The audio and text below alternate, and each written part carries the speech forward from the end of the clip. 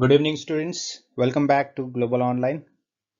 So, in the previous sessions, we have discussed the theories of business environment and international business for commerce and management students for upcoming NTA UGC NET examination December attempt. Okay. So, in this session, we are going to discuss some of the important MCQs. Those will be the revision MCQs. Okay.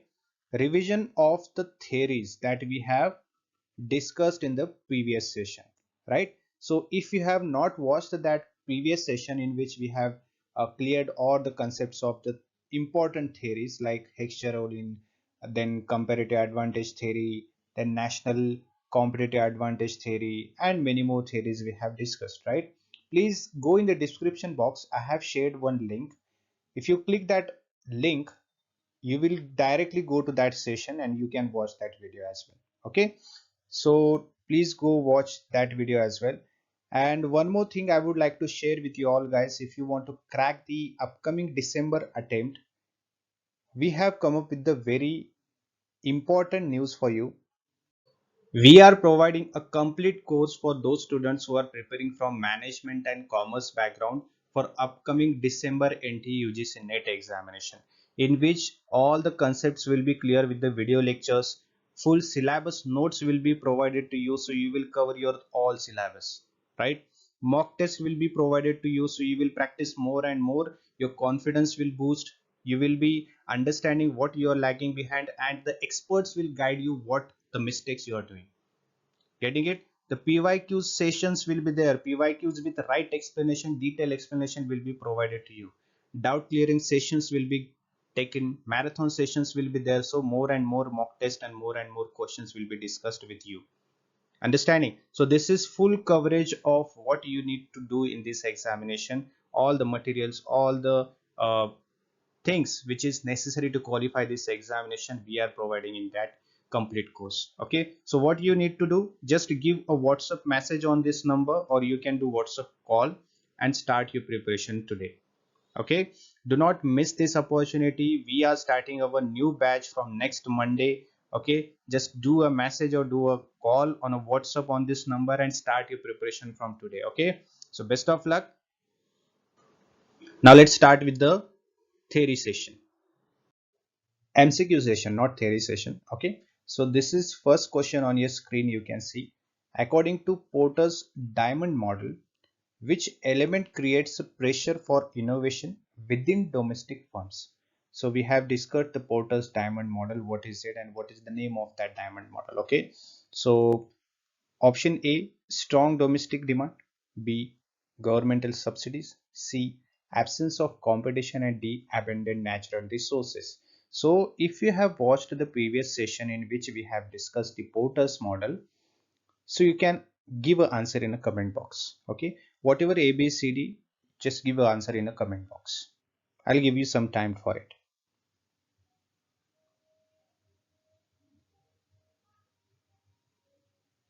All right. So option A, strong domestic demand, right? See, Porter suggests that sophisticated and demanding domestic customers pressures firms to innovate and upgrade, right? So that is the major reason why the firms are innovating and upgrading their products. Even in the product life cycle, we have seen that. Okay, once your product demand increases, okay, day by day or after some time, it will decrease the demand. Clear? So you have to innovate your product, because when the recession period, sorry, not recession, the decline period is every firm is facing, right? That time the demand decreases, your product is not upgraded right now. Okay, so you should upgrade that product and you should innovate something in that, so customer increase their demand for your product. Clear? So here in the Porter's theory, what Porter is suggesting, domestic demands can influence the firm's production or firm's innovation and upgradation policies or functions, right? If the domestic demand or domestic customers, okay, demanding for a particular product more and more, then firms need to upgrade those products. Okay, this helps firms anticipate global consumer needs, giving them competitive edge in the international market. Okay, so that is how the firms can grow and firms can be competitive in the market. Clear? So strong domestic demand is the correct answer.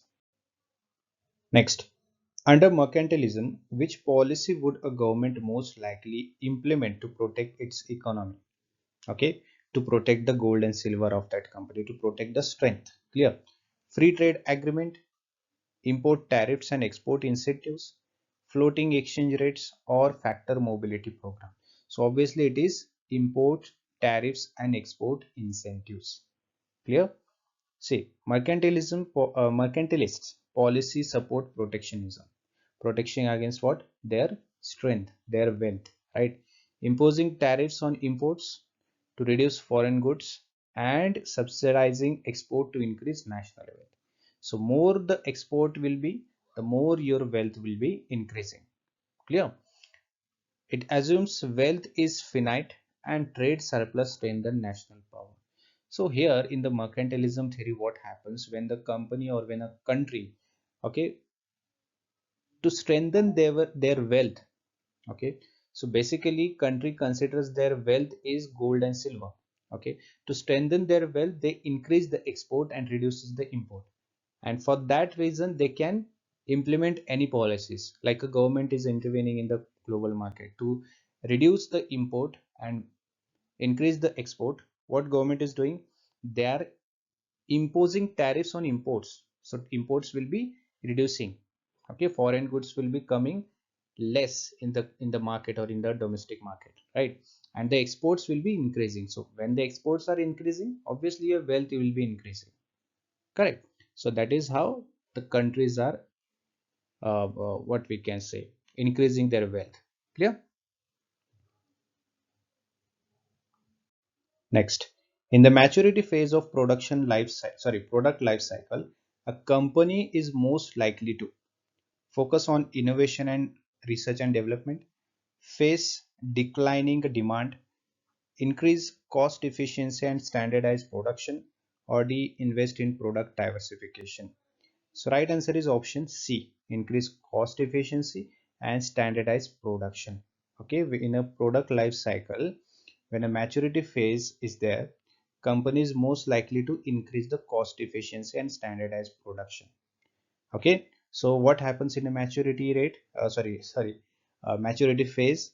See, as the product reaches maturity, competition intensifies, right? The price becomes a key factor.